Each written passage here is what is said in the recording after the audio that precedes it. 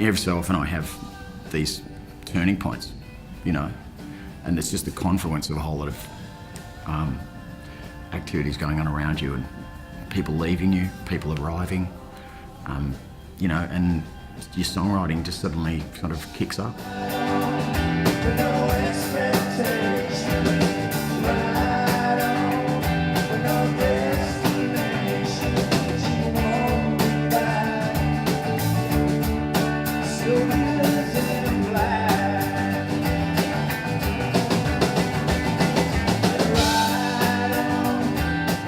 Constantly massaging this, you know, 3.5, 4 minute thing of guitar, well in my case it's guitar and singing and words, and so much of that process is about distilling feeling in the simplest way possible, and that the message, there's an underlying message in that feeling, and you've got to find the core of what that's about within yourself in that moment.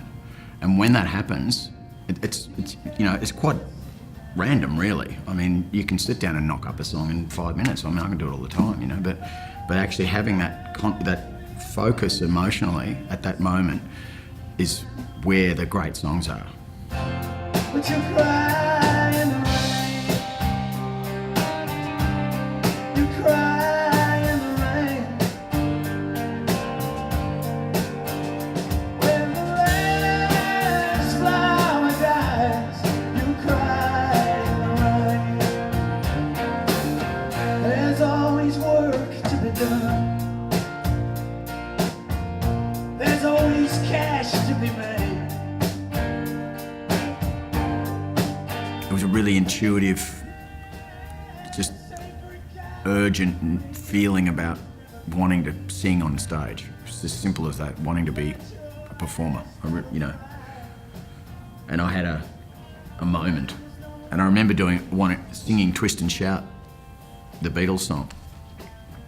And I remember when I was really little, I was really into the Beatles back in 1964 when they first came to Australia, and that really affected me when I was, you know, just a primary school kid. And getting up and singing this song, that so many years later,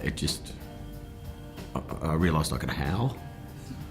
You know, that there was something really visceral about a high, hard rock and roll melody, you know, and just the way Paul McCartney did it, and just singing it and knowing, shit, this is actually kind of cool. You know, it was a real physical recognition of the feeling of singing like that, and it never left me.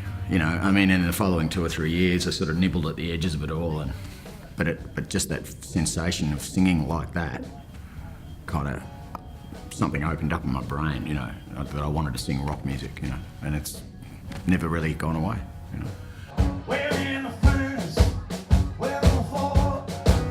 I'm making payments on my clothes for the Commodore.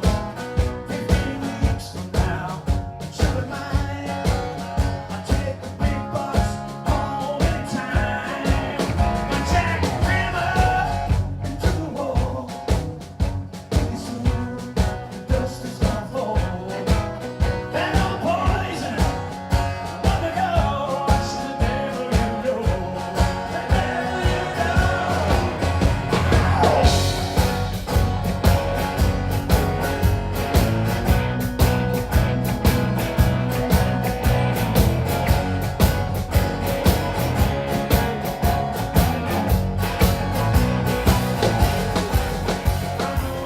I think it's one of the unique things about rock singing. I mean, that style, it's a blues-based approach to singing, which is really physical. It's deep in your nature, and I think once you unearth that, you can't really walk away from it. It's just, you know, so I really believe that, you know, like, because I'm 55 and I'm still doing it, you know, and you know, there's all these other things going on around that activity in my life, which change and move, and you know, my relationships shift, and you know, everything, and this is a constant thing, you know. And I don't think you can really duplicate that process in any other creative form. I think, you know, I think it's quite unique to that kind of singing.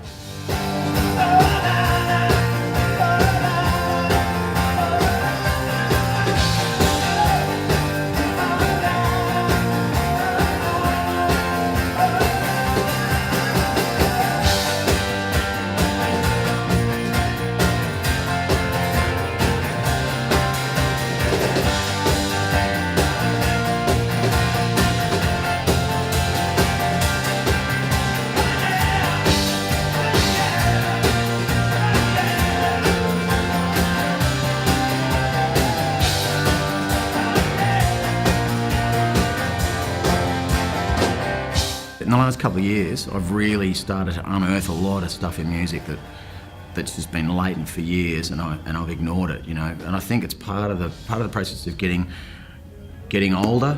You know, the kids are starting to, you know, especially my eldest daughter's discovered old music. She's a real music lover, and you know, I've just grabbed her iTunes and put it in mine, and you know, and then I've just sort of compiled all my CDs. I've just put them onto one big iTunes program, and I just listen to it all, you know, in shuffle mode. I really consume the stuff that I've grown up with, and I do it so much more passionately now than I did even 5-10 years ago, and I think my songwriting's definitely benefited from that. Do you take great comfort in believing all the things you think I am that you are not? Does it put safe distance between us? Was it something that I said that I forgot?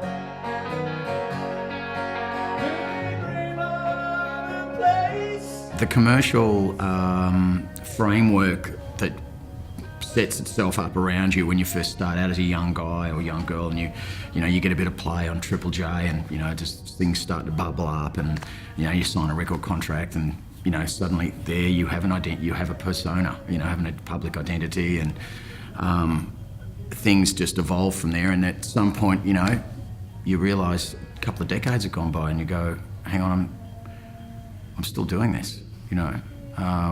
What does that mean?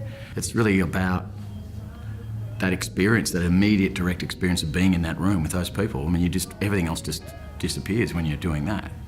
Really, the only conclusion I can come up with is what I just said to you, is that I don't have a choice, you know. I really believe that, you know. It's just the nature of who I am, you know.